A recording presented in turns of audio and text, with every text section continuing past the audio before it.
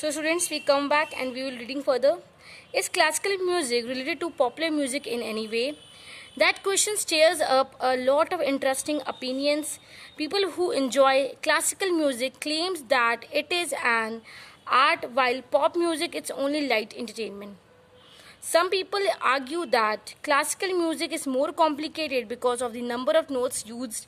However, the jazz, rap, and many other forms of popular music sometimes do make use of number of notes that are complex as classical music. तो यहाँ पे differentiate किया जा रहा है कि classical music relate करता है पॉपुलर म्यूज़िक से एनी वे में. देख क्वेश्चन स्टेयर्स है जो हमारे दिमाग में ये क्वेश्चन आता है, एक सवाल आता है कि लॉट ऑफ इंटरेस्टिंग ओपिनियन ये हमारे दिमाग में आते हैं कि पीपल हु एन्जॉय, जो लोगों को क्लासिकल म्यूज़िक सुनने में अच्छा लगता है, claims that it is an art. ये क्या है, क्लासिकल को बोला जाता है कि वो एक आर्ट है, एक कला के नाम है.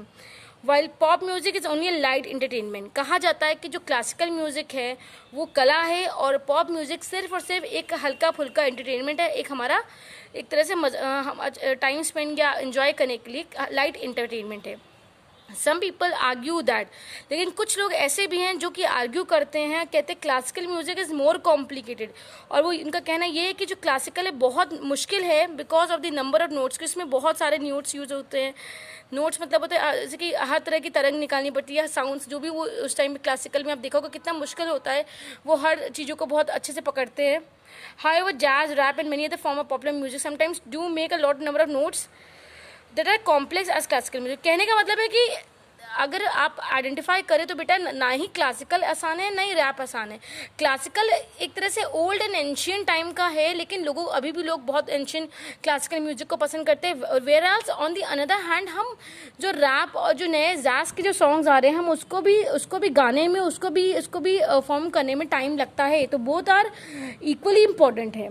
लेकिन यहाँ पे लोगों का आर्ग्यूमेंट है जो मैंने आपको समझा दिया है. Every language has its own popular music just as it has own classical music and folk music. Indian popular music is often known as Indian pop और Hindu pop. जो इंडिया में पॉपुलर होते हैं उससे हम इंडी पॉप और Hindi pop बोलते हैं. It is a mixture of various style. ये मिक्सचर होता है बहुत तरह के स्टाइल का. Indian folk, classical and even modern beat from different parts of the world. तो जो इंडियन म्यूज़िक है वो हर अलग अलग तरह की फोक, अलग अलग चीज़ों के रीति रिवाज जो भी साउंड से लेके बना हुआ है. इंडिया फोक से, क्लासिकल से and even modern beats from different parts of the world.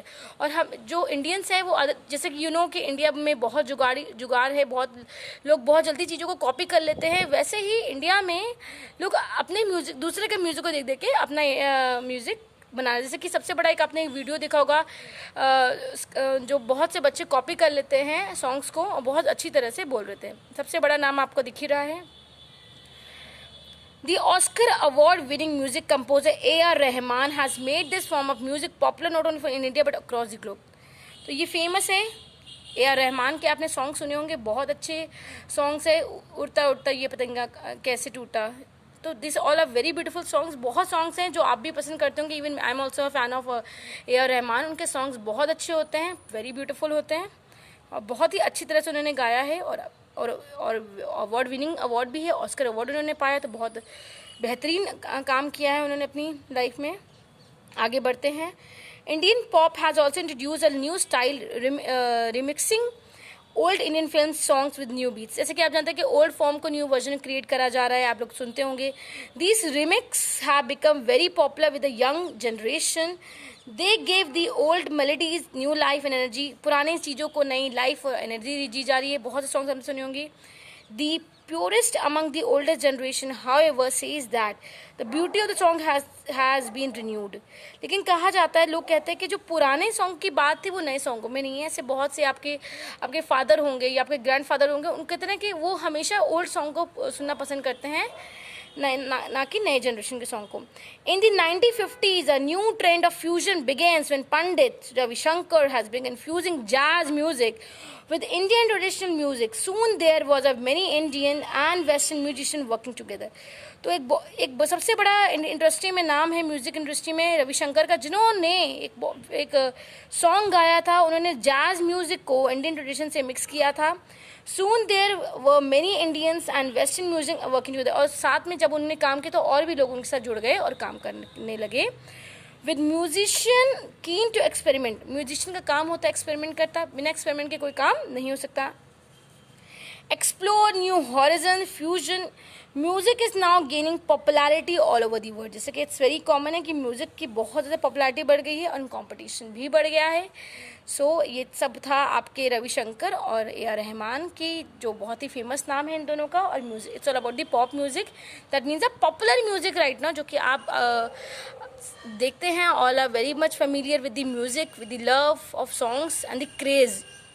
सो थोड़ा सा हम लोग वर्ल्ड ट्रेजर में नज़र डाल लेते हैं। पहला आपका है प्रॉफिट। प्रॉफिट मतलब होता है the money we get when we sell something for more than what we paid for. Profit का मतलब होता है कि जब भी आप कोई चीज़ को बेचते हैं और उसमें आपको मुनाफा होता है। Mass media technology such as newspaper, television और radio which can communicate with large audience. Mass media में सब आ जाता है आपका newspaper, television, radio which can communicate with large audience. Stir up मतलब होता है here cause a lot of interest and leads to people asking question, कि लोगों में बहुत से क्वेश्चन माइंड में आ रहे हैं। और आज के टाइम की जनरेशन यूथ जनरेशन है, वो अपने पेरेंट्स से हर चीज़ का जवाब मांगती है, आंसर मांगती हैं। Light means here not to be taken serious. Light मतलब कि पॉप म्यूजिक लाइट म्यूजिक है, इतना मुश्किल नहीं है गाना। प्यूरिस्ट मतलब someone who is traditional and who gave importance to accuracy in playing music when speaking a language. कोई ऐसा इंसान जिसने लाइफ में म्यूज़िक का काफ़ी इंपॉर्टेंस हो, काफ़ी समझा हुआ हो और म्यूज़िक को ही ज़्यादा इंपॉर्टेंस देता हो। फ्यूजन मतलब होता है कंबाइन करना, अ mixture of classical and modern style of music. Fusion मतलब कि दो चीज़ों को फ्यूज़ करके हमने बनाया है।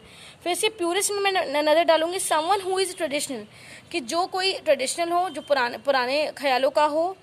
Who gives importance to accuracy, accuracy मतलब कि बिल्कुल बारीकियत में ध्यान देना है।